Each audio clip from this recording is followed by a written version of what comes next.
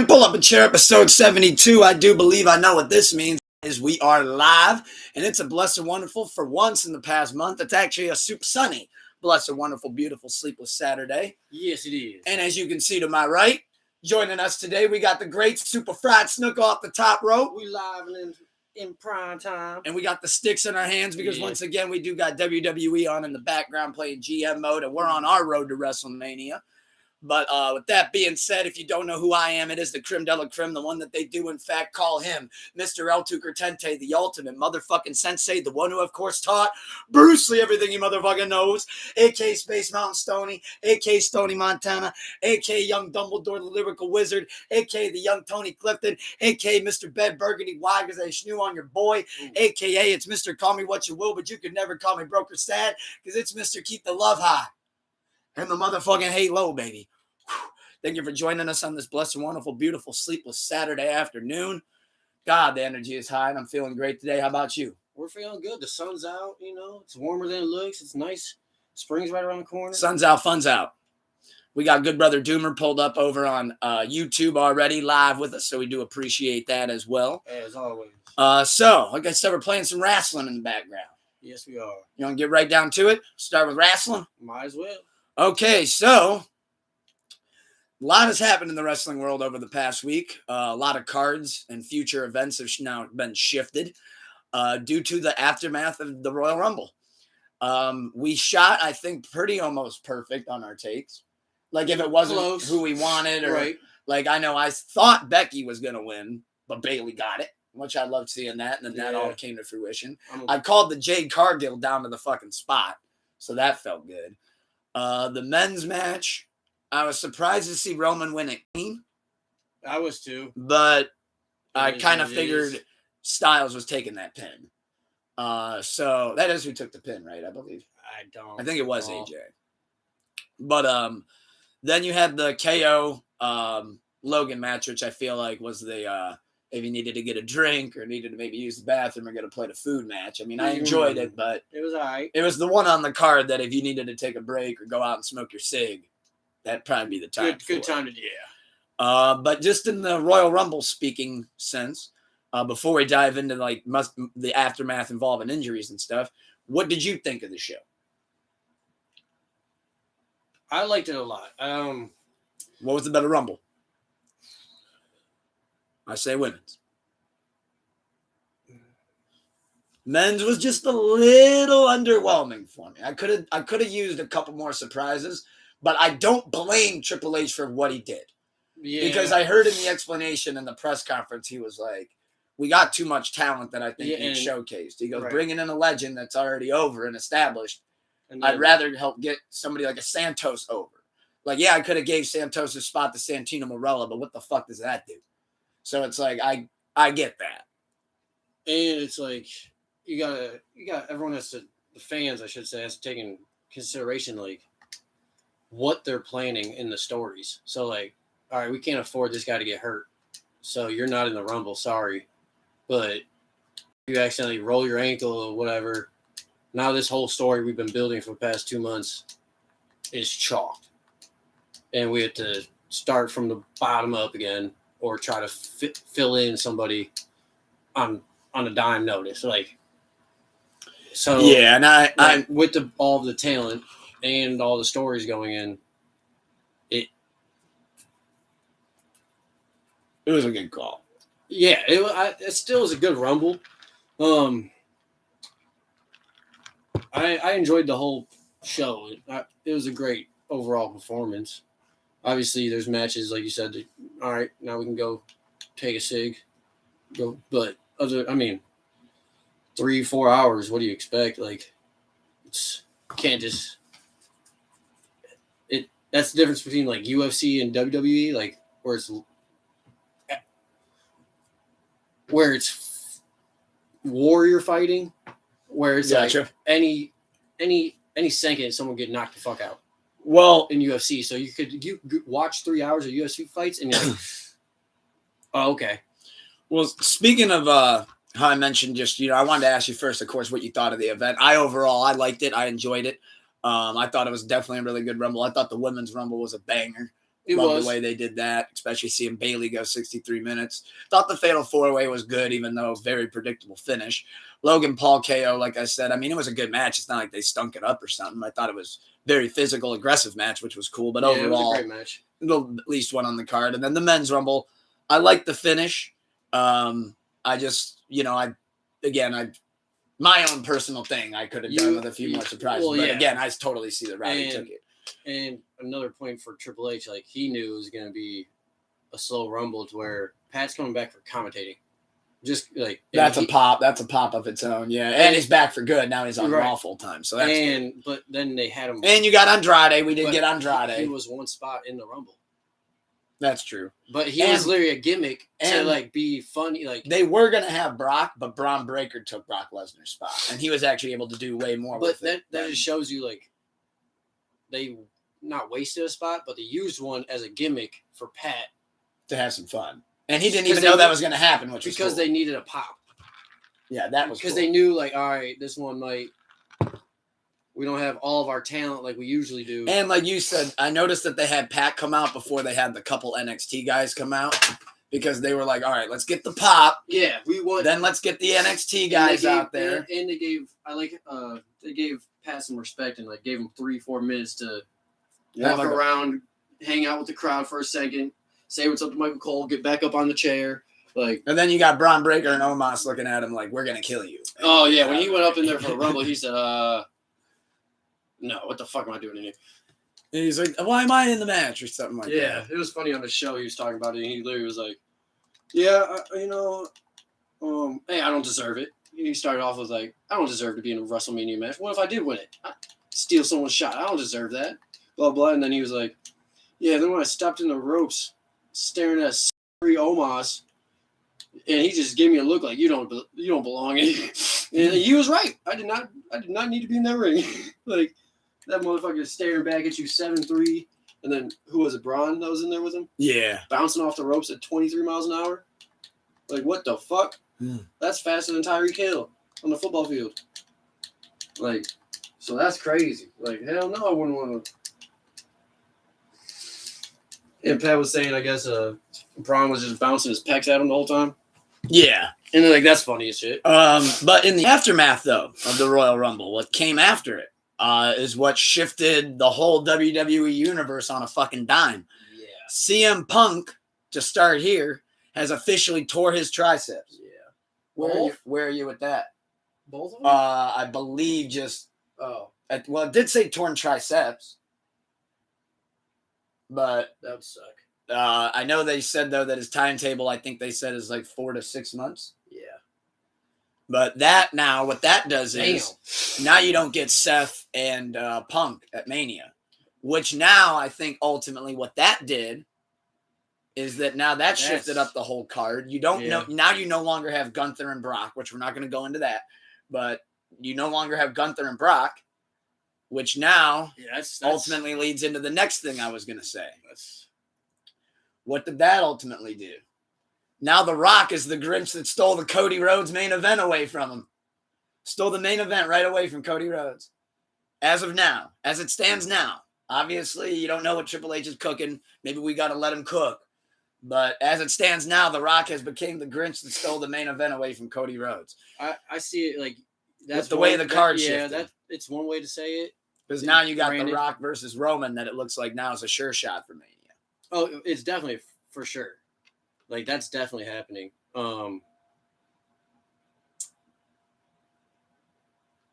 It's unfortunate for Cody, the timing of everything. It is. Because he's a professional for taking it on the chin like that. That and like knowing like, yo, Rock's here to cover up the bad news right now. That's part of it. He's here because we need that shit to get washed. Well, not washed away like that, but like you got two fires you're trying to put out. Yeah, we need to put out that fire right now. So Rock's coming in for a huge bump and boom. And it's Cody knows like Rock isn't here for a title. He's not like, so it's like, yeah, I don't get my title at WrestleMania, but like Rock's not here to come take my spot for the title, to wrestle for the title. He's here, to wrestle Roman, but mainly because he's our saving grace for all this bad news that's going released right now. on. Like, which is Wade Barrett would say, that is definitely some bad news. That's Well, yeah, that's tough. But so I don't it sucks for Cody for sure. But it's not like, I don't see, like, Rock's not coming in to steal his title though. So it's like, Rock's coming in, it's shitty, the situation, but you're still in line for the title. Cody knows that, Rock knows that, Roman knows that. Everybody knows that, but right now, how shit's going, shit hit the fan. Yeah, that and then the injury. With that and the injury bug, I mean, that's your two fires that you're trying to put out. Because essentially, it seems like they had the card ready. It was booked. And then, that good old injury bug that you just can't ever predict for, gets you. And that's why you don't, like with the Royal Rumble, you're not going to stack the Royal Rumble with 30 of your top dudes. And what if 15 of the 30 top guys get hurt? Now, my thing, though, with the main event thing, I think we should go into this when talking about it. Mm-hmm. There is a way that all parties can leave this situation happy. There is an everybody wins situation. And I love how fast the internet was, because they even thought faster ahead than I did. But it seems as if, with Cody still having that Royal Rumble win, and he hasn't officially picked anybody yet. So he hasn't officially said he's going with Rollins. And all he said in that promo to Roman was, I'm taking everything from you, but not at WrestleMania. So I'm thinking, now I'm feeding off the internet. Now I'm rolling with the narrative. Let's go with the theory. What if Cody on Raw, Seth is like, I heard what you said, so, it looks like it's going to be us at Mania. Right. And Cody goes, well, not so fast. I said I wasn't challenging him at Mania. Right. But I didn't say I wasn't challenging. So what if he's the first one to use that Royal Rumble win and say either one of two things, I'm thinking. Either I want in the match, which I think they want that one-on-one. Yeah, so I don't think that's it. Yeah, it's definitely a one. So now let's get real crazy. Let's get deep into it. Let's put on the hats. Not the tin foils, but let's just put on the mark hats, so to speak. So I'm cashing in at the next pay-per-view. Yes. He wants to challenge him at Perth. He wins in the main event at Elimination Chamber. He takes that belt off Roman. Yeah.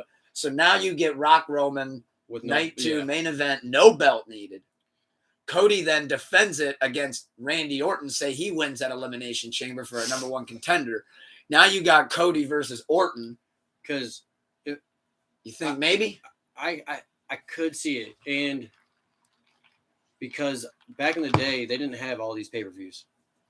No. So after Royal Rumble, it would have been No Way Out, which No Way Out was just the fast lane, so to speak. You're right. But the next big one was WrestleMania after a Rumble. So, like, when they're always like, oh, you get a title shot at WrestleMania, it's because that was the next big one back in the day. Yeah. But now times have changed. Like, so Cody could come out, no, I'm cashing in my thing. And how my dad in his era, it was at the next pay-per-view, which is now Elimination Chamber. So I will see you there. Because that, how he said, like, you took, that was my dad's belt, or it was in my dad's hands and it got stripped from him.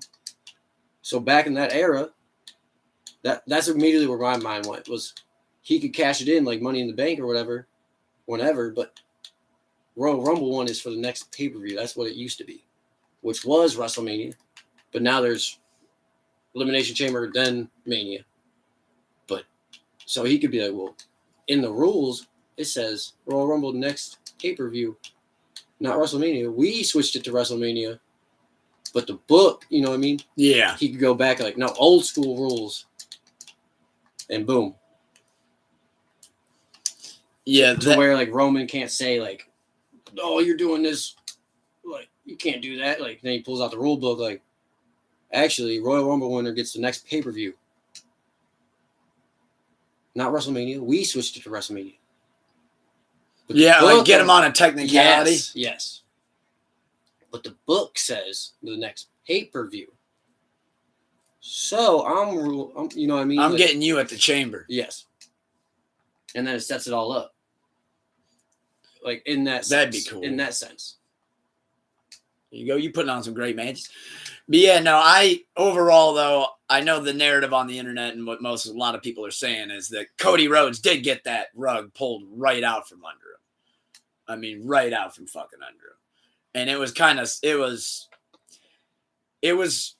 it's great that we're getting the Rock Roman. I just really want to see everybody. The worst part is the rug was pulled out by somebody that has it's out of anybody's control in WWE. The rug getting pulled. Yeah. That's what sucks. Usually, back in the day, it would be Triple H or Vince McMahon who's in charge being like, sorry, we got a new story. Now it's, hey, the media, we got to cover this. So we got to diminish this fire a little bit. If you know what I mean? Like, because it's not like Triple H did it. Like, and then as soon as he saw Punk get hurt, he probably went, oh, brother. And then The Rock just became a board member, too, of TKO. We can't forget that. Yeah, can't forget that. I mean, he literally just became a board member. He said just, actually. Literally, not even within like a week ago. We in Calgary, Canada. Brother. But, and Kane about to walk home.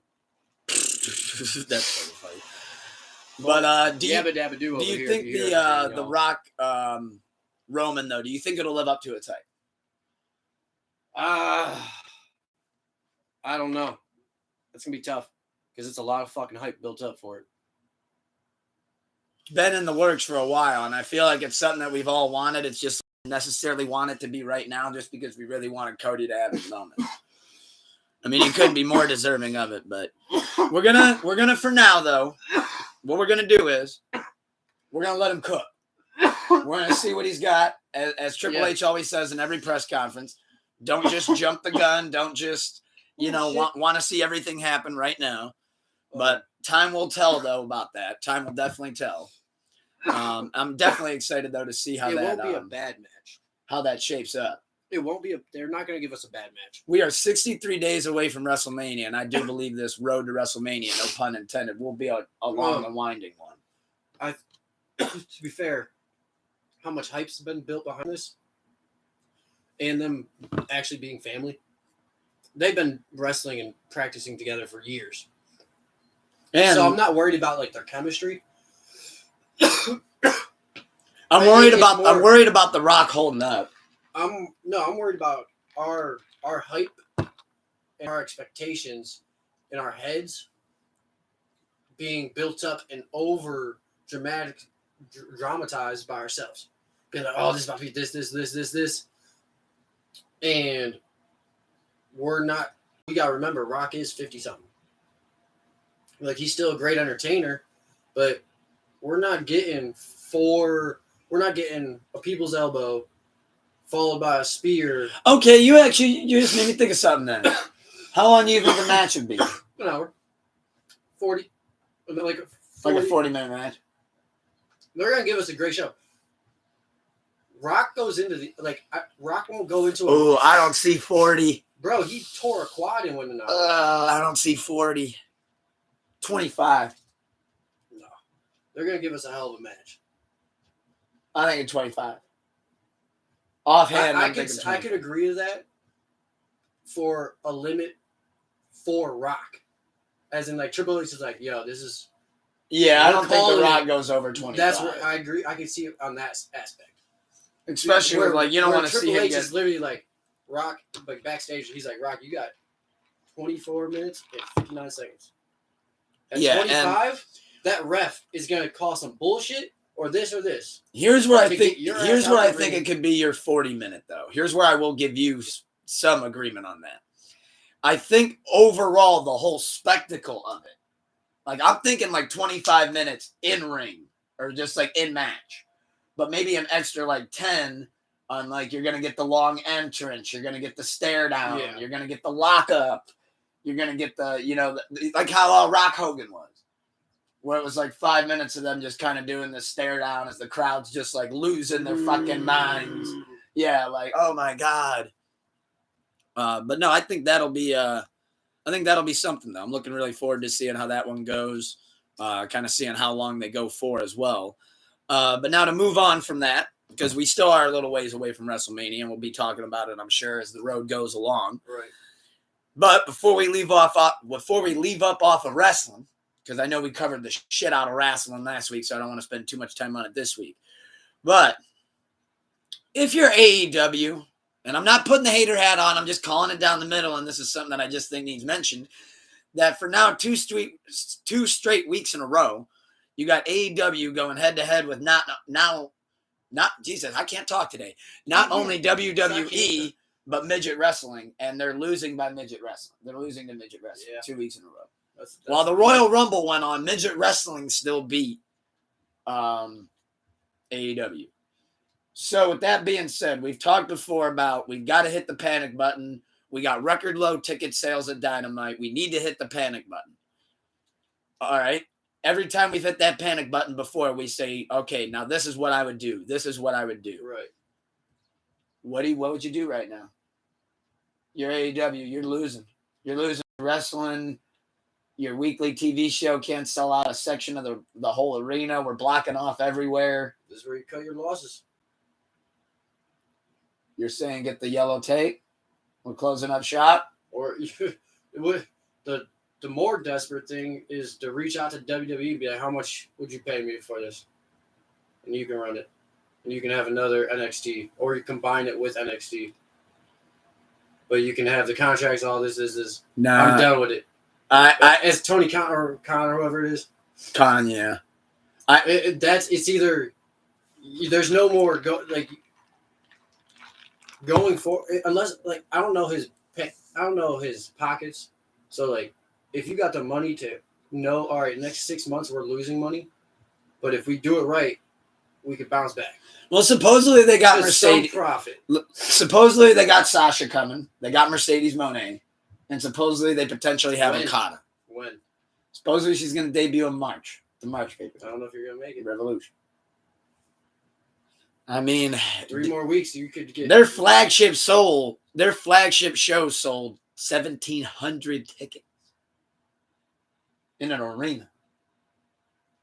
Like the Rocket Mortgage. 1,700. You can't. That's what I'm saying. Unless he knows he can afford. Hey, I'm taking the loss of all these profits for the next 4 months because I got Sasha coming in 2 months, and this in another month.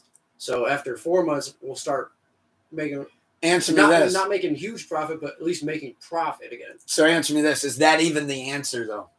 What does that even do? I don't. Well, no. We're prolonging this. We're gonna wait. We're gonna do the long fight. Then it's what is he? But what's the payoff here? Well, it's what he wants out of it. It's if you're trying to compete with, if you were in it from the beginning, be like, oh, I'm gonna compete with WWE. Then right now you cut your losses and you end it because you just realize you'll never do that. I mean, right now TNA Impact or TNA Wrestling is looking really good. If you're trying to just have your own business and brand, then okay, cool. He's in it for the brand. He don't care about being the top one. He just wants to have one. And that's a whole different street. I think I figured out a potential answer for Tony Khan, and I'll tell you why I think it could be a potential answer. So just for fun, when I was researching for this, I was like, okay, I know they have their big Wembley show coming again next August. They've already started throwing tickets on sale. That last one was a record-setting gate. Absolutely amazing. I think it was between 72,000 to 81,000, and that was just in the end of August. Damn. And now they're selling so little over here. So do you see where I'm going with this? I think what AEW needs to do is half of what you kind of said with closing doors. But here's the thing: just closing the American. Just try to. Obviously, there's still a demand for your product here. That goes without saying. Right. But I think if you only came over here instead of booking shows for AEW Collision to be at an arena, and then you got your Wednesday show in an arena, and both of them are struggling, both of them are having a hard time drawing ratings, selling shows. It's selling tickets. It's getting a little rough. Right. But when I pulled up to see what available tickets there were for Wembley, which is already 8 months away in August, right? Not that many. Meaning the first thing I thought was, dude, what are you still doing over here? Yeah, why would she? Like, London clearly loves you. They love you. Like, go over to London, go to England, go to all those overseas markets that you're clearly dominating. So that makes it seem like he's in it to try to compete with bigger brands because he wants this. Yeah, and it's like, dude, you don't need to sell out the Rocket to be a good wrestling show. That's the thing that AEW forgot about. Tony goes, oh, wow, we're growing really fast. Wow, this is really cool. A lot of people want to come work for here. This is awesome. We're going to go from having a Wednesday show and a YouTube show to having a Wednesday show, a Friday night show, and a Saturday show. Hell yeah. Let's book them in bigger arenas. The demand's high. Hell yeah. Hell yeah. And then all of a sudden it's like, but you forgot about what made you you. You didn't need the Rocket Mortgage, like how WWE uses. I'm not saying that they needed to put on a good show, but it's like, part of their thing. It's like comedians. You start off at like little comedy clubs or whatever. You get to theaters or whatever is before that, little venues, and then theaters, and then if you get big enough stadiums, but you only do that 1 or 2 years, then you go back to your theaters. So it's always. I'd much rather hear you give a great set in the Laugh Factory than to give me some bullshit in First Energy Stadium.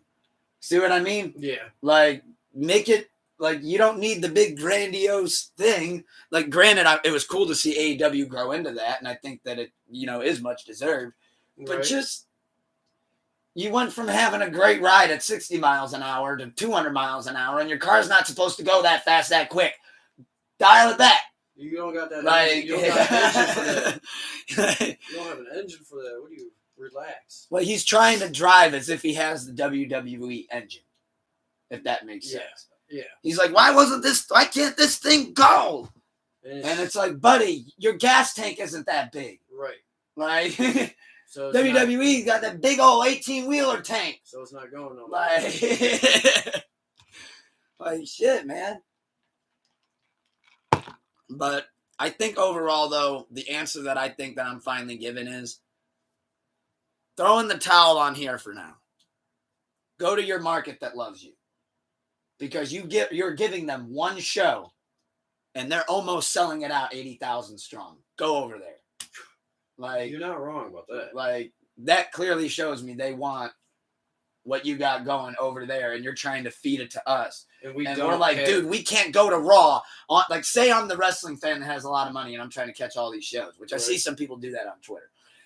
So you're telling me I got to now worry about catching Raw, SmackDown, NXT, Dynamite, and Collision? Buddy, I work. That's 5 days of my week. I work. Like, I work. Yeah, that's me going to shows Monday through Saturday. I got too much shit going on, bro. Every day but Thursday at that point. You're going to every show. That's what I mean. It's like, I don't know what he's in it for. If you're trying to compete with WWE, if that's your end goal, you're in a sinking ship. He won it, and I believe he's still. If you're in it for your own brand, then you got a little tugboat, bro. Cool, keep it pushing. As much as I love Tony Khan, I've always looked at Tony Khan as the guy that somebody handed a shitload of money and said, "Hey, you're a huge wrestling stan. Do with it what you want. Have fun. See what happens." Fuck it. Right. Like, which I think, again, AEW has a lot of great things going on right now. But it's smothered in random thrown together storylines and trios matches. And I'm looking at their card sometimes, and they have so much talent that, like, one card, like, for example, a couple weeks ago, was like 5-on-5 tag team match, trios match, 6-man tag, 3-way, fatal 4-way match for a brass ring. Like, Stop. We're emptying out the locker room. But that's a sign that you're on the last leg. You're trying to pull and then all the stops. And then I'm watching Dynamite, and it's like, okay, this guy's entering for his match. It's a singles match, but then he's coming down the ramp, and now we're cutting to this guy in the back who's doing a promo about his match later tonight, and then the next guy's coming down to the ring, and now we're cutting to commercial, and it's like, so do we even watch anything? Like, I'm over here like, are you guys aligning your show right? Like, you just had the match start while I'm looking at a Rally's commercial. Like it went ding, ding, ding, ding, ding, and now we're going to commercial. Okay. Who's timing this? That's smart. And why in the middle of the entrances did this guy just cut a promo about his match later tonight? Like the guy's not even in the ring yet, and we're cutting to this guy's promo. He just gave us. Like, I know Reddit said drinking game every time I say the word like, so have fun. Like you do it with movies to me. You spoiled it. Like doing a promo for the match later on, and like, right now we know who you're fighting and everything. Like, and right in the middle of this match, it would have been better as a surprise, though. Like, just have him walk out and be like, "Oh fuck, damn, it's about to go down." Like, now we're not even excited for who you're gonna fight. Right. Sweet. Like that shit. Appreciate you. And it's like so just confused because it's like, again, the other guy isn't even in the ring yet. What in the hell are we doing? But with that being said, we did just want to start off and talk a little bit of pro wrestling, since we do got wrestling going on in the background. But with that being said, where would you like to pivot to, Snuka? I'll let you steer this ship. Do you want to talk music? You want to talk? Well, we don't got really much for TV movies. So do you want to talk music or you want to talk sports? You want to get in our Chris Bourbon bag? What? Yeah, might as well go music. Go music? Yeah. All right. So to start off, before we get to the where's the beef and a couple other interesting things I wanted to mention, we do like to cover new music, and a couple things came out this weekend. Not too much caught my eye, not too much caught my ear, really either. Right. In fact, this might be one of those rare weekends where I don't have a highly recommendation. Yeah, I didn't see much drop, but well, let's dive right into it. You want singles or you want albums first? Hit me. Where are we going? Where's this ship off to? We'll go singles. Okay. So, it is Super Bowl weekend. Usher's performing Sunday night. He dropped another new single for his album that I believe either drops Monday morning or Sunday. I think it drops Monday morning. I don't know. But probably. Either way, Usher dropped his last single for his project, and as the mainstream does now, he dropped 7 different versions of it. But he dropped a record that we just listened to in pre-production called Ruin with Feels. How'd you feel about it? No pun intended. It was, I mean, it wasn't my favorite cup of tea, but it wasn't horrible either. I love Usher, but I personally wasn't really feeling it. Yeah. I'm alright with it, but like if I'm anywhere near him, I would just be like, whatever you do, like just please, like don't play that at the Super Bowl. Like, I get it, it's the new single and you want to promote it, but like please don't do that. It's like that, huh? Like if you're really confident in one of the bops on this album, then maybe give me like 30 seconds of it so I can get hyped, because I will be lit by halftime. But don't do this one. Do something else then. Good brother Doomer, he said that new Usher single, mid. Oh, he pulled out the mid card. Damn. I never have to hear that. He hopes he never has to hear that Afro Beats BS ever again, which I do believe BS stands for bullshit. That it does. So we got mid and it's bullshit. So it's Bill Bella shit. But yeah, I wasn't really feeling that single. Don Toliver dropped a new single, Bandit. And is that so? I kind of like it. Okay. I kind of like it. Kinda? That's the sound that I kind of like from Don Toliver. It's like kind of a unique kind of sound that he goes for, and I kind of like that. I mean, I added it. I'm not like big time sold on it. I'll definitely throw it on the February Bops list. I mean, like I said, I don't think I have a highly recommendation for this week. Lil Yachty dropped another new single, A Cold Sunday. Didn't add that one. I love Yachty. Like Yachty a lot, I should say. That one for Lil Boat, though, I wasn't feeling that one. I didn't hear it. It's that new sound that he's going for, you know what I mean? Not that thing where like he's saying about taking the walk to Poland or whatever that was, but that like kind of heavy aggressive beat sound. Paramore dropped Burning Down the House. Shout out Paramore. I saw the WWE might get Paramore to perform at WrestleMania. That's crazy. That'd be cool. That'd be wild. I think that'd be dope. You got 24K Golden. He popped back outside. He dropped a single called Clarity. Of course, I didn't listen to that yet. Billy Joel dropped a new single, coincidentally, the week after we do his battle. Turn the Lights Back On. Could have used that last week. Actually, no, I won last week, so don't matter. Goo Goo Dolls dropped Beautiful Lie. Oh, boy, we're getting down there. I was going to say, Keith Urban dropped Straight Line. Zachariah dropped Ocean, so shout out to TDE. Tyga dropped that atrocious new single that I literally cut off halfway through called Sensei. So you scrolled about 4 times. That's too many for singles. It's just funny seeing Tyga this far down. Why? I don't mean it disrespectfully, but you're like, I thought he would have been further down. But I didn't know he was still dropping music. But so that did it for singles, at least for everything that caught my eye. I hope nothing flew under my radar. The only one I actually listened to single-wise this week was Mexican OT and DaBaby. So that was on there. Yeah. I thought that was on there. What'd you think of that? Nice little bop. Nothing crazy, but nice little bopperooski. Yeah. I know you like DaBaby. Yeah. I like Mexican OT too. Big Ghost. Oh shit! I didn't see he dropped the new Conway remix. I'll have to check that out. Definitely got. I see. It's those type of ones that fly under my radar if I don't catch them on like Instagram or Twitter and see the promo. Right. But for new albums that came out, I know this isn't necessarily a new album, but I've been loving how Apple Music's been doing these Apple Music lives. Okay. I love that. I think that's amazing that they've been doing that. SZA got an Apple Music live. They've been spoiling us. We got a great Dominic Fike one, then we got a great Brent Faiyaz one. Well, now we got a great SZA one. Okay. And I've went through the whole thing now a couple times. Diamond Boy, loved hearing that exclusive on there. That was really cool. That Supermodel, though, into special on there is crazy. Ghost in the Machine live's nuts. You know what? I do have a highly recommendation. Huh. I do have one. What is it? What is it? SZA Apple Music Live. That's it right there. It's that. It's not the new album, but if I had to stamp something with a highly recommendation, I do highly recommend to go check that out. I don't know who TJ is, but he dropped a new album called I Am Chippy. And you have scrolled too far. Tia Kareen. Now, I do want to check out Tia Kareen. I saw she has a Zia Loopers feature on there. Okay. But Dua? I haven't got to check that out yet. Hit Boy and the Alchemist dropped Theodore and Andre EP, which we just listened to. I thought that was pretty good. I love getting to hear Alchemist rap. Yeah, I like it. Yeah. And as far as albums go, I saw that Gideon dropped an EP, which I wasn't a big fan of, and I usually love Gideon. You know what's weird on Tidal? Yeah, that's about it for new music, man. I wasn't seeing too much there.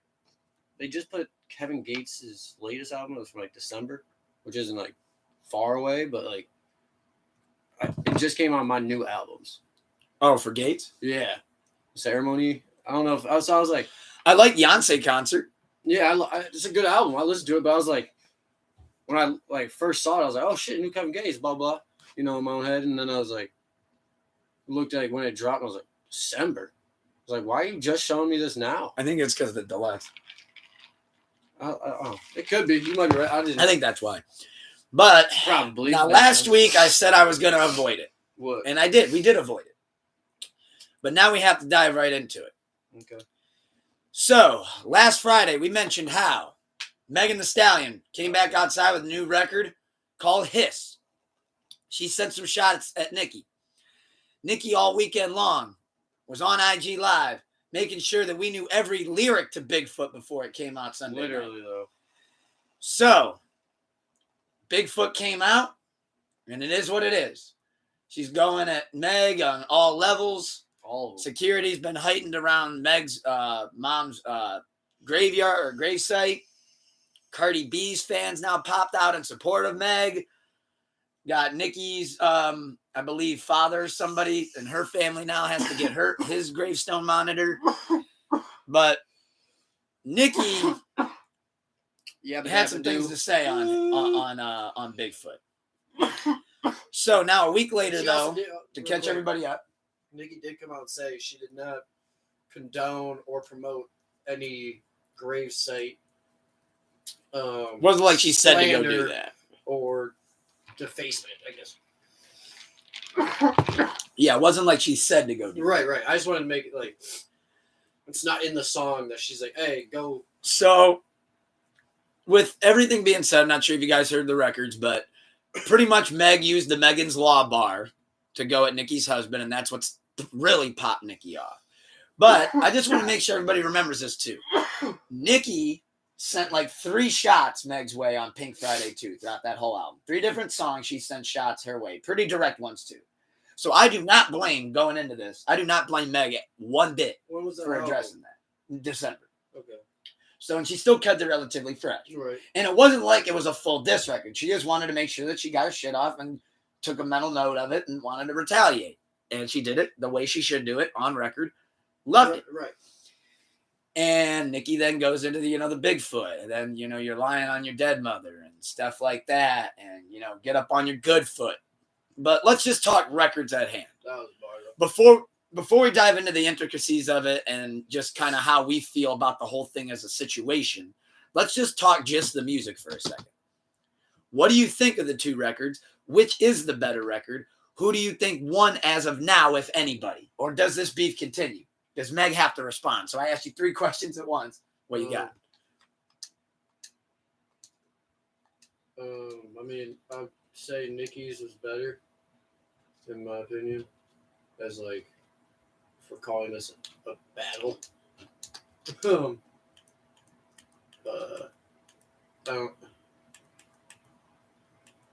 don't like. Does Meg have to respond? How about that? Let's just answer that one first, one at a time. No. If you're Megan Thee Stallion's team, do we have to respond to Bigfoot? Everybody would say yes. Do we continue to send shots at Nicki if we don't? No. God, no. Okay. You can't. I agree. So that's literally just saying you got Twitter fingers. That's why I didn't like how Drake continued it with Pusha when he didn't respond. It's like, if you don't respond, then just call it a day. Then you got to leave it, yeah. His was definitely the better record. That Nicki joint should have never left the studio, to be honest. She got the better bar. Who did? Get up on your good foot. That shit. Oh, so you think? Okay, so see, I love this me. because now we can actually have a nice exchange over this because I'm gonna lean with Meg on this. I mean, to be fair, overall song quality, yeah, Meg's was better, but like that's why I said if we're going at this like battle, so as a diss record, you think Bigfoot was a good diss record? No, I grew up on Eminem. No, it wasn't. And you think it had some good bars? And Eazy-E and Tupac. Is that what you're saying? Had good bars? I had better battle bars, yes. So Nicki had better. Where are you saying you're leaning towards Nick with the? Because like you said, to get up on the good. So you're thinking she threw out better shots. So Nick, okay. See, Meg got hit by bullets, literally and metaphorically. That's good. I think that's a good one though. Good shit. You came in pod today. If she wants to respond, okay, it's got to be because that's the one. It's like with MGK and Eminem. MGK got everybody who was MGK won that battle. The motherfucker called him the greatest of all time in a diss record. How is it a diss record if you go say, hey bro, I love you so goddamn much. Let's stay on Nick Meg. Exactly, but that's where I'm going back. So but the one bar from MGK is the one that's stuck. So everybody with Nicki is stuck with that get up on your good foot because that shit hit home. Because that shit was real. Like, hey girl, you all that drama that happened in your shit? Here, let's refresh everybody's brain. Haha. That's what it is. That's what this beef shit is in rap game nowadays. So yeah, she went pettier and lower. And it hit more home. So in that sense, Nicki's up. If Meg wants to respond, she's got to come with some shots. If she doesn't, everyone's like, oh, her response was whack. If she doesn't respond, you can't throw subliminal shots because that means you were too scared to fist fight.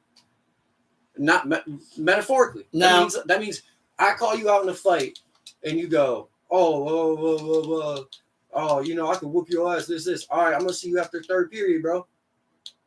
And you happen to go get McDonald's after second. So you weren't there for third. It's like, oh, you was talking all that shit, huh? But when I came to see you at homeroom, when it was time to be there. So you don't be throwing subliminal shots if you don't respond to this. Yeah, I think at this point, I'm glad that you said that. Here's where I go. Now something I don't like to use too much when I'm in podcast. I'm sorry. One final last one. Even if it's a worse response, it's the response. So even if Meg doesn't want to, even if she thinks like, oh, that shit was whack, my shit was way better, this was still the last thing put out. So you have to rebuttal. if you're like battling. Because all right, now I'm really gonna show you I'm better than you, and then you won't respond because you don't have nothing else to say. So that's how also I'll add because it's all right. She responded, all right, and she had one or two nice ass bars in there. So your turn. I personally feel like that Nicki diss record was terrible. I didn't say it was. What was my first question? In a battle sense? That's true. That was my first statement. I mean, she was trying to do the catchy route with it. I do think, though, that ending to the diss to Bigfoot, like that minute and a half where she's just like talking and it sounds like she's literally off like 10 blunts and 3 cups of lean. I was like, what the hell? But here's where I'm at with it.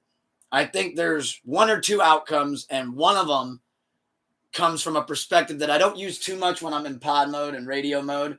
Really has no point in radio mode, but in pod mode, I'm going to use the artist perspective on this one. Say I'm going to put myself into Meg's shoes. There's golden rules. I'm a firm believer in there's golden rules in what we do on the record. Right.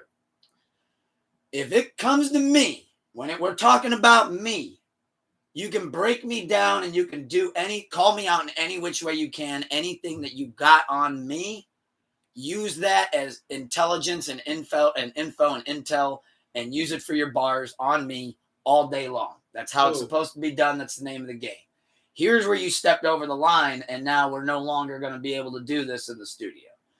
When you say that, you're lying on your dead mother, and you keep beating on that point. If I'm Meg, now I'm making sure we're not doing this in the studio. Fuck the song, fuck the beat, fuck the bars. Where are you? We're doing this now. Question. We're at that point now. From the artist's standpoint, you dropped it first. You dropped the first one. Not the diss song. Nick said shots first. Fair, but all right, cool. And I said shots back. But this was the first real diss song. Nicki dropped technically the first diss. Technically. Okay. Either or. When you drop a diss song, you're expecting them to rebuttal. I don't think Meg thought she was going to respond like that. No matter what. I don't think anybody could have predicted that Nicki Minaj would respond like that. Hear me out. Whether it's a shitty or good rebuttal, as that first artist, or the artist that's like, all right, I'm answering this diss, or I'm putting this diss out. Mm-hmm. I should already have 2 or 3 things ready to go for my next verses. Because it's a battle. I should expect them to have 2 or 3 things loaded at me. If I drop something, I'm expecting you to drop something. So I should already have my next one damn near done. So I could go, boom, there's my next one. Well, it sounds like Nicki's ready. Drake. But like they went back to back. And then what'd he do? Drop back to back. We'll see. And then that ended it. Because Meek didn't rebuttal good enough or quick enough. And then everyone's like, oh shit, that's it. That's it. That's it. He gave him 3 days. He's like, oh shit. And then it comes down to, and then in Meg's situation, if she doesn't drop another diss, then who is Nicki lying about her lying on her dead mother? Or she got some secrets in her closet, so she can't answer it because then she really would be lying to her own self because she knows she lied on some other shit. You can't put it on a track because then it's really you're double downing on your lies. You know, if I'm not saying she did or did not, for the record, I'm just saying it could be. That's an option in one of the universes that Nicki knows something. That's how she made it sound. That does support your point. And then she made it sound like Meg, that because she said she does have another record.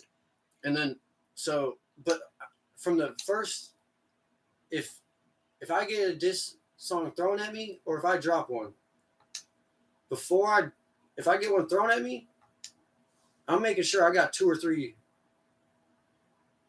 I'm responding, and then I'm making sure I'm right on the next one because I'm expecting you to respond, and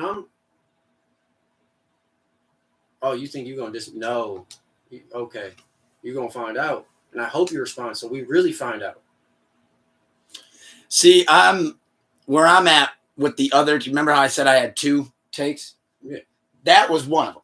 Was the fuck the beat, fuck all that, fuck the diss. We're just gonna shoot hands. Well, we're at that point now. That's never gonna happen. Because there's too much beef. There's too much with it too. Because here's the thing.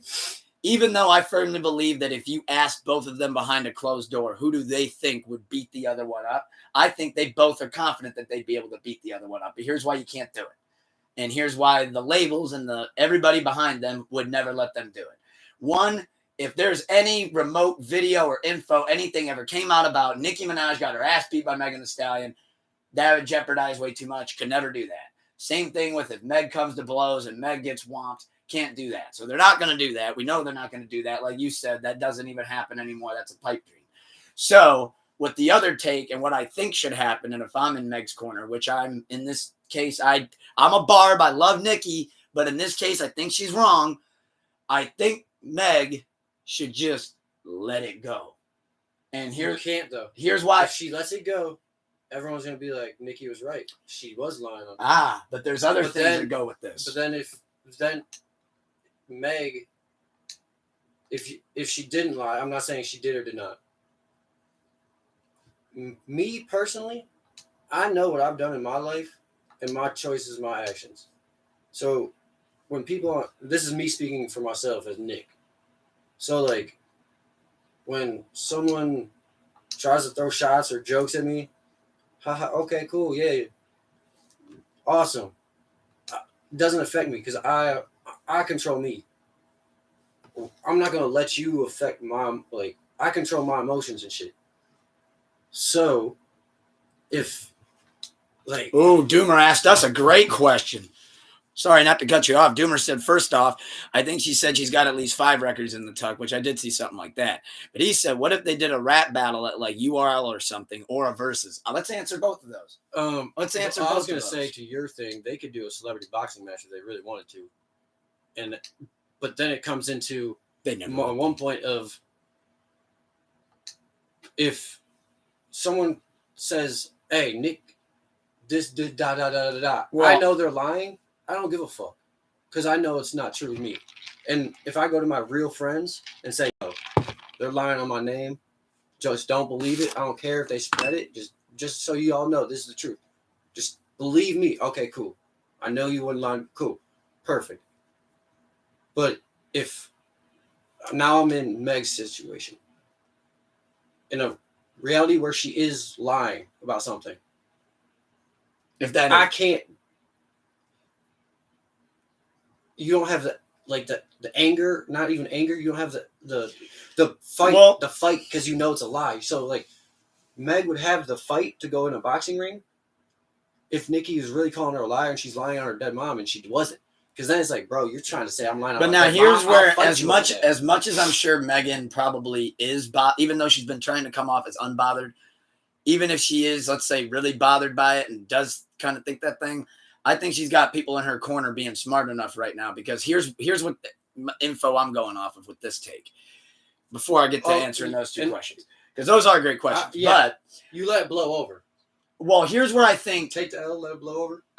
Here's where I'm thinking there might not be an L. So I know that Bigfoot had like one of the biggest Spotify, or the biggest female Spotify debut of the year. That's fine.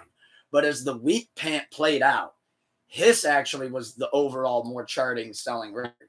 So I think Meg might take that as a W and try to be like, look, I said one little line and you exploded for 72 hours. You were on IG Live clearly showing us that no matter what you say, you are mad. You are, in fact, upset.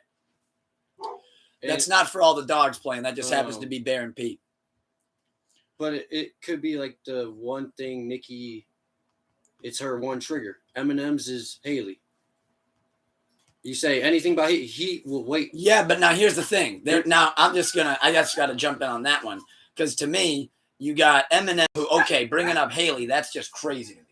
Right. Like, what's even the point? But when you're Nicki, how are you going to send Meg shots on your album and then not expect Meg to come back? And yeah, your husband's a registered sex offender. That's a fact. Yeah. All she mentioned was a fact, and you exploded. At the end of the day, Nicki got mad. Meg had every right to be like, "You mad, sis?" And Like, she said, "Yeah." You popped. And hey, yeah, I was mad, but I still rebutted. So, and that's where I say, like you said, it's not an L. Well, all it's right. not an L. Let's use that to pivot into answering Doom's question. And this is where I'm going to completely. This is where I'm going to completely flip. Well, let's just one at a time with the doing like a rap battle. As much as I love Meg and I really do support Meg, she doesn't want no smoke in that. Nicki would bar her fucking into oblivion for 72 more hours. Yeah. Now I think Bigfoot ain't it. We all agree. But face to face, bar for bar, acapella. You're not doing that. Oh Meg, boy, you're not built for that. Oh man, that get ugly. That get bowling shoe. I think Nicki would be terrible. In verses, yeah, Nicki would body. And then now here's the other thing. In a verses, she only stands a chance with features. I love how we're going back and forth. If Nicki went straight boss mode and said, "No, we doing straight singles in our verses," you can't know. This is me versus you. I've been waiting 72 episodes to use this meme, but now we're kind of going back and forth because I just went heavy with saying Nick would win that battle, and we agreed. And then I said when we went into verses, you said Nicki singles on singles. But you said Meg would have what to even stand a what? Would need features to have a chance.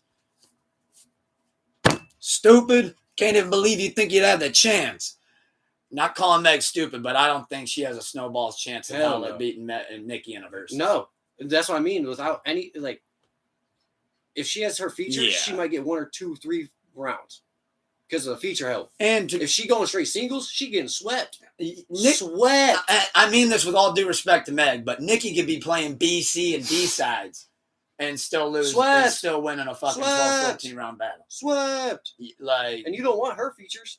Monster, come on. It's just Drake and Lil Wayne. And then you get Monster. And some Eminem here and there. Kanye. Rick Ross. I don't want that smoke. She ain't want that would get bad. Meg does not want that. To go with that point though too, when you asked about like on a URL or something, they would be a cappella. Yeah. I'm not saying Meg can't rap a cappella. But I know that Meg needs that damn beat more than Nicki does. And Meg probably she from a different era, I feel. Don't mean it disrespectfully. No, you're right. But the newer eras, you got about 16 in you on a freestyle, then you start recycling. Nicki had the best verse on a song that had Kanye and Jay-Z on it. I think Nicki could spit out a song for a freestyle. Meg cannot. Meg's got good records. I think she's got a solid catalog, but that ain't nothing. For a freestyle, she'll give you a good verse, and then it's going to slip. Then she'll catch something again. Nicki, straight through. Meg doesn't have a classic album, to my knowledge. No. But all love to Meg, though. All love to Nicki. I do love both of those women. I do. Both queens in this hip-hop game and music in general. But I did want to dive in on it this week, but to close on that one, though, just where do you think it's going to go from here? I had to call it. I mean, at this point, I think it might be over. Yeah, I think you let it sit and let it ride for the next 2 weeks, and then it's over. I think Bigfoot was like the story of a D-Don or whatever. And that's what I mean by take the L. You don't rebuttal. You let it sit. All right, that's the last. She won. She responded. Okay, but just let it blow over. That's kind of where I'm at. Let's just let it blow over, and then we'll drop our album beginning. Let it go. Feel like you both can walk away with your heads high. Like, just kind of do that. Yeah. So, with that being said, though, that pivots us off into this interesting topic that it is Grammy weekend, and the Grammys are on tomorrow night. So let's dive into some Grammy predictions. I know when they were first announced, we like to give some early predictions, but now that we've got to sit with these records more and get a feel for the landscape, let's dive right into it. A couple of these I'll speed through. A couple of these we'll talk about. Record of the year. Overall, we got Worship with John Baptiste. We got Not Strong Enough, Boy Genius. Flowers, Miley Cyrus. What Was I Made For? Billie Eilish from Barbie. On My Mama, Victoria Monet. Vampire, Olivia Rodrigo. Anti-Hero, Taylor Swift. Kill Bill, SZA. Who do you want? Who do you think? One SZA, T Swift going.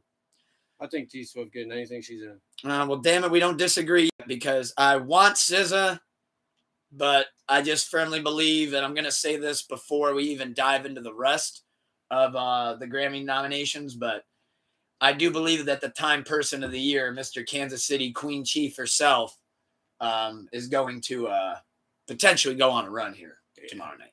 Yeah, I'm with you there. Album of the Year. We got World Music Radio, John Baptiste, The Record, Boy Genius, Endless Summer Vacation, My Girl, Miley Cyrus, Hannah Montana. They're two different people. Did you know that there's a tunnel under Ocean Boulevard? I was not aware of that. That's Lana Del Rey. Okay. The Age of Pleasure, Janelle Monáe, Guts, Olivia Rodrigo, Midnights, Taylor Swift, SOS, SZA, which happens to be better than Control. Sorry, not sorry. But I know Doom just grabbed his phone harder. But that being said, who do you want? Who do you think? Album of the Year. Whole shebang. All the chips. All the marbles. I'm going same thing I said for the first one. I'm going want SZA, think Taylor. Olivia, I like Olivia too. Don't get me wrong. I dig some Rodrigo, but I'm thinking that's a Taylor taking it too. And yes, I think she's taking Album of the Year and Record of the Year. Look at Doom. He went LOL with the mad face. Song of the Year. Here we go. We got A&W, Jack Antonoff, Lana Del Rey, and Sam Dew. We got Anti-Hero, Jack Antonoff and Taylor Swift. We got Butterfly, John Baptiste and Dan Wilson. We got Dance the Night, Caroline Allen, Dua Lipa, Mark Ronson, and Andrew Wyatt from the Barbie album. We got Miley Cyrus, Gregory Hine, and Michael Pollack, Flowers. Then we got Rob Bissell, Carter Lang, and Solana Rowe, Kill Bill, SZA. We got Vampire, which is Olivia Rodrigo and Daniel Nigro. Then we got What Was I Made For from Barbie, Billie Eilish, O'Connell, and Phineas O'Connell. You got to win that one.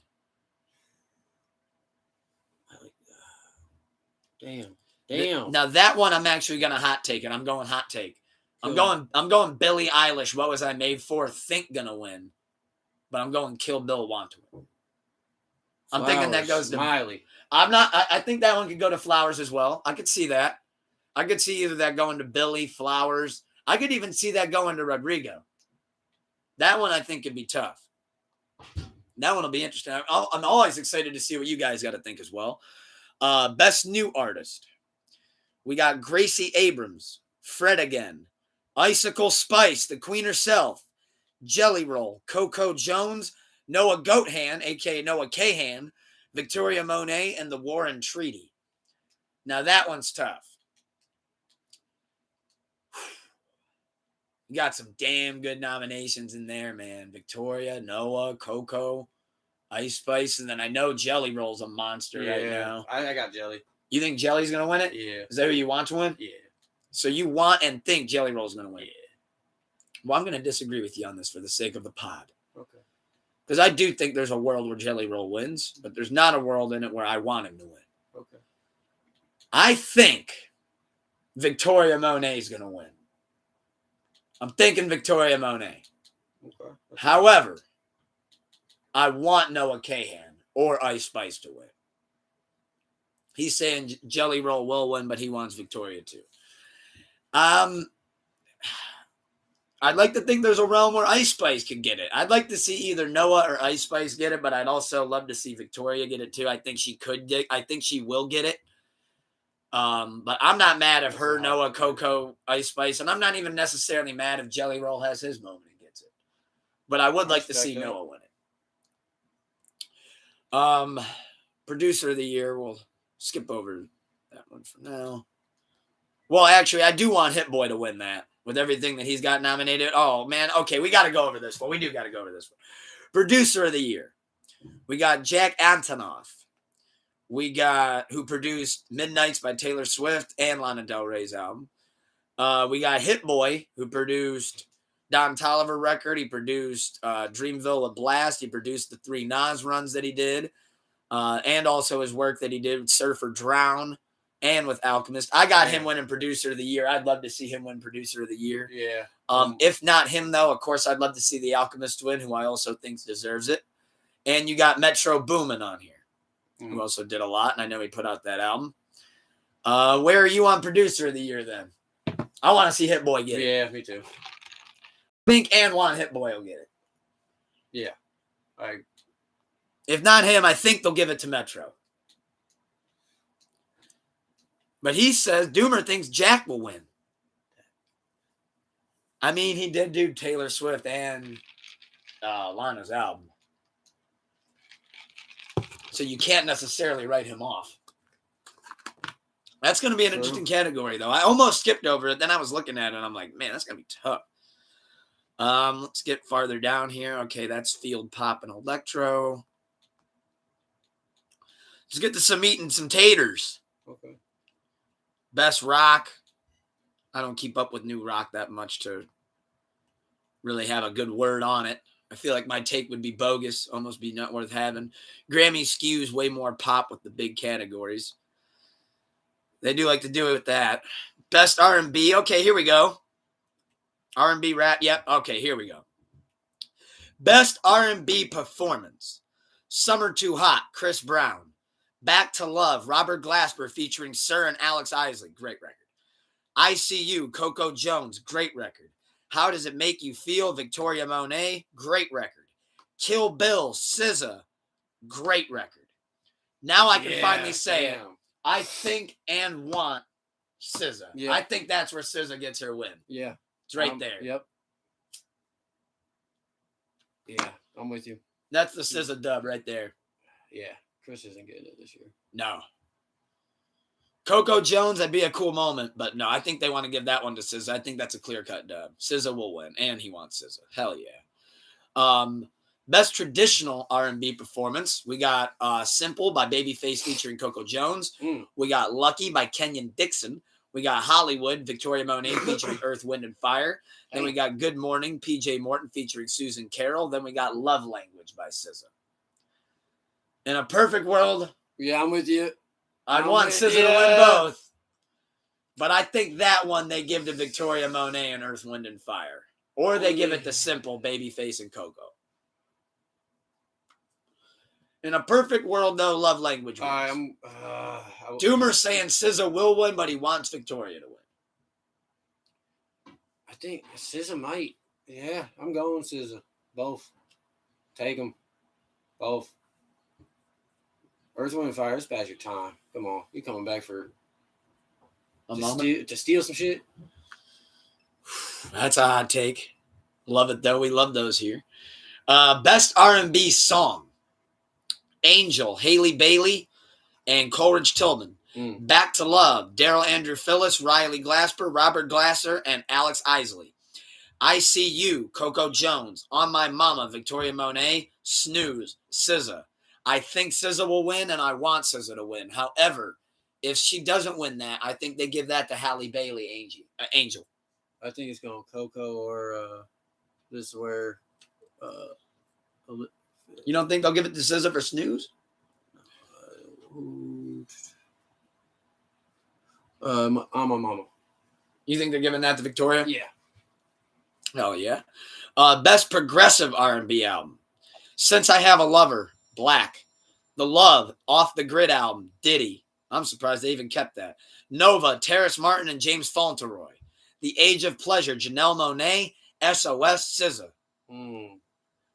I'm not mad if Black takes it. I know that Diddy, even if he was going to get it, he ain't going to get it. Nope. So I'm going SOS, SZA. I think we'll win, and I want to win. Yeah. Doomer said he thinks either Coco or Robert Glasper is going to get it. And that was on the last one. That wasn't on this one. And then he said SZA's going to probably get this one. I got SZA. Okay. Best R&B album. Don't you love these technicalities? Girls Night Out, Babyface.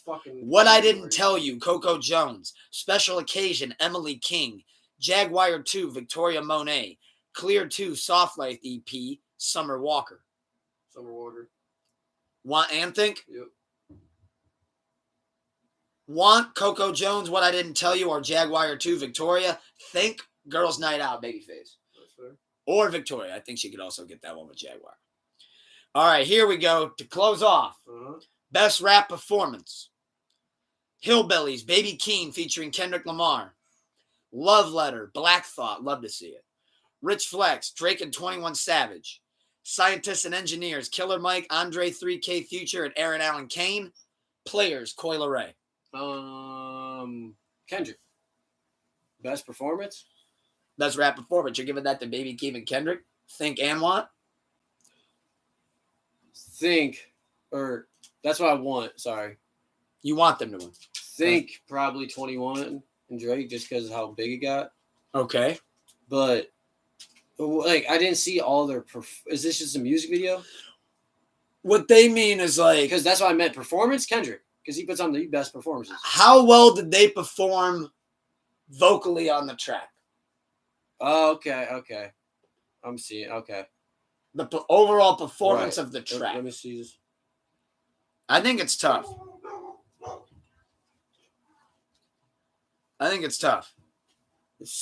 Part of me wants to go Scientists and Engineers. I think it's going to go to Scientists and Engineers. I still want the Hillbillies. I'm going to hot take this to Kingdom Come. Doomer's saying Kendrick will win, but he wants Killer Mike to win. I'm thinking if it's not Scientists and Engineers, it gets the dub. That's because of how much range and like depth is on that track right there. And I do mean this. So I truly think that one will win. You know what I think could be the other one that could win that category though? Coi. The Girls is Players too. That was a huge record. No, yeah. I could see Coi Leray taking that. I could, but I just over Andre 3000 and Future on the same song. That was a great record. Yeah, that was a great record. Great moment in hip hop too, really. Yeah. So now best melodic rap performance. We got Sitting on Top of the World, Burna Boy featuring 21 Savage. Attention, Doja Cat. Spin Bout You, Drake and 21 Savage. All My Life, Lil Durk featuring J. Cole. Low, SZA. I think I want All My Life. I think I'm agreeing with you. I think, and in this maybe case, a Drake and 21. In this case, I want Drake and 21 to win, but I really think Lil Durk All My and Life. Cole. Yeah. That was almost like Song of the Summer to a lot of people. Really I think that could, and J. Cole's verse was very like for communities that like needed to hear that at that time and everything. And it was, I think that was pivotal. It flowed very well. It did. Best rap song. Attention, Doja Cat. Barbie World, Nicki Minaj and Ice Spice. Just Wanna Rock, Lil Uzi Vert. Rich Flex, 21 Savage and Drake. Scientists and Engineers. Killer Mike, Future, Andre 3K, Aaron Allen Kane. Who do you got taking that one? I think Drake and 21. I want Killer, Future. That's Andre. the one where I think they give it to Rich Flex. I think and want Rich Flex. Yeah. And for the last category, Good Brother Doomer said All My Life for Drake and 21. Yeah, I agree. I think they give it to that. Now, to close out on Grammy predictions before we skeet and skedaddle out of here and cover sports real quick. Best rap album. It's the Pro Bowl. What's Her this? Loss, Drake and 21 Savage. Michael, Killer Mike. Heroes and Villains, Metro Boomin. Ooh. King's Disease 3, Nas. Utopia, Travis Scott. That's tough. That's tough. Any one of those can Her take Loss. I think. You think Her Loss, huh? Yeah. Best rap album. Because I think I know who I was. You know the numbers it did? There's somebody I want to win this, and there's somebody who I think is going to win this. And I think it's going to create a very pivotal moment in hip-hop. And I think it's going to be awesome to see. Doomer is saying Drake will win, but he wants Nas to win. So I'm going to close the Grammy predictions on this. I want Killer Mike. I want Killer Mike. Yeah, I think he's going to get it. I actually think he's going to get it. I hope you're right. I really do. I really do. With what he did with that album. I really fucking do. That's a great rap album top to bottom. I mean, I really think he full on deserves that. Like you said, I think that'd be a great moment. That would be awesome. And deserved. That'd be absolutely amazing. But that was like the album of the summer, though. Like how All My Life was. And it's crazy because Her Loss did like linger on in relevancy that long, especially with the tour. I mean, that really, really helped it. For real. But with that being said, before we close out of here, You can see Mike getting it too. Yeah, that album was much deserved. But before we get out of here, did just want to cover two brief topics that I know didn't really have much going on this week. So just wanted to mention a couple quick things and speed around it before we get out of here. Pull up at episode 72. Thank you everybody for being tuned in now and everybody being tuned in afterwards throughout the week. Hell yeah. Appreciate it big time. We will see you guys next week for Super Bowl weekend. And we will see you guys tonight for Sleepless Radio episode 179 that we're looking really forward to. Seether versus Shinedown. Real quick, who do you got? Who's who? Big J Roll and Joey's got Snuka. Seether, and I got Shinedown. I like Shinedown. Dig that. So we got Love and He WWE is 2-0 out now though. on Hulu. Bianca Belair and Montez Ford show, produced by the same people that produced Total Divas. So we're looking forward to checking that out. We do have the Grammys on tomorrow night, and Argyle and the Mean Girls reboot, while Wifey's in the Thunderdome, did hit theaters this weekend. So you got the Mean Girls reboot movie, and you got Argyle out now in theaters. Is that the cat? And I'll be honest, Argyle, Yeah. I don't know. I just saw that it was a big release. Okay. I haven't looked too much into it. In fact, I don't even know if I've seen a trailer to that bitch. I But think it's the spy movie. Kingsman? yeah, no, I it's from don't the think it's creators of that. No, it's from the creators Oh, of them. okay. But it's like a cat as a spy now. Gotcha. Yeah, I was like, That's something okay. interesting. Hey, we'll see. If So it looks like in that case, Mean Girls is probably the big release. Yeah, of go the that weekend. first. Okay, yeah, check that one out first. Oh, you heard it's bad. Wifey heard that it's Alleg- trash. Allegedly. I heard because it's a musical. Oh, I don't know how true that is. I don't know anything about it. Allegedly. They were supposed to be doing something like that. So Unless go that was check a out hoax. Argyle, actually. Unless it was In a fact, hoax. at this point, don't even go to the movie. Save your money. It's Maybe if some there's sort of something, hoax. You're not wrong. maybe if there's something that you missed, maybe go catch up on that. But maybe wait to see how these two movies go Yeah, before you go sit down in the give theater. them a weekend of reviews. Yeah, save your money.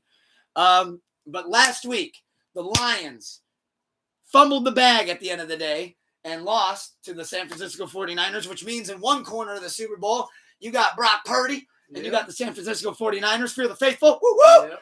Then you got in the other corner, the Baltimore Ravens. They fumbled the bag. Yeah. Taylor Swift's leading the pack of Swifties and Travis Kelce into the promised land, into the Super Bowl. I mean, Who's winning this thing? She up in the fans, but she ain't leading them. What do you mean? She's starting running back on Sunday next week. She's suiting up. Fun fact. Here's a fun fact for you. All of the time, TV time, added up of her from all the games. Every single game she's been at. Less than under a minute. Just take that into a little comprehension for all you haters saying, oh my God, she's at the game. We're Swifties She's over a here. I don't fucking care. celebrity. They show every celebrity. And yeah, she's the biggest celebrity on earth right now. So yeah, they're going to show her and get 13-year-old That's the Times Person of the Year up there. You have any idea what kind of caliber league she's how in? much Peacock made off of that one game they got? You have any idea how much Amazon Prime is making off of the Arrows fucking Exactly. But movie? literally, they took the Chiefs game to Peacock. So everyone had to sign up for that. Every Swiftie had to open up that Cash App and PayPal. Give me the $6. That Venmo. But like I said last week with the Chiefs, I like the Ravens, but I couldn't bet against Patrick Mahomes, so I wouldn't bet on that game. I'm not betting against Patrick Mahomes. I can't. I'm not saying they're gonna win. I just can't bet against them. Yeah, I'm riding with the Chiefs. You think the Chiefs are going to take it? Yeah. Fear the faithful, baby. I'm going San Francisco 49ers. Anybody watching this, I'm going to do something fun here. They got this. Let me know if you guys would like to bet, and I will put $5 against anybody, no matter how many people do this. I will put $5 against, and this goes for you savages on Reddit too. Take my money. I'm putting $5 on San Francisco 49ers. You got my word. With that being said, pull up the chair, episode 72. Tomorrow at 8 p.m. We about to skeet and skedaddle out of here. Yes, get me between now and next week. But merch available now, limited time, night AMV up now, YouTube. When Vampires Go Surfing coming this month, I promise you, we're here, we're coming. More merch drops coming soon. Sleepless Radio episode 179 tonight. Keep the love high and the hate low. And as Nardwire would say, keep on rocking in the free world. What do you got to say? Stay blessed and less stress. Wake up in the mirror and remind yourselves 3 things you're grateful for. And everybody go get your beer run in, your BEERUN run. And I'll see you guys later tonight, Lord willing. Peace.